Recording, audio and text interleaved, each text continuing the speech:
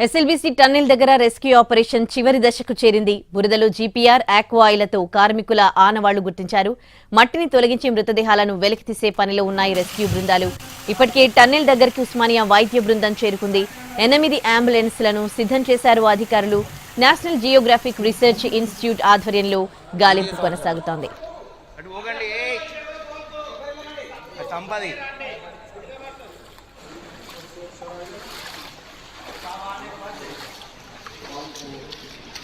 SLBC tunnel దగ్గర rescue operation చివరి దశకు చేరింది. బురదలో జీపీఆర్, ఆక్వా ఆయిలతో కార్మికుల ఆనవాళ్లు గుర్తించారు. మట్టిని తొలగించి మృతదేహాలను వెలికితీసే పనిలో ఉన్నాయి రెస్క్యూ బృందాలు.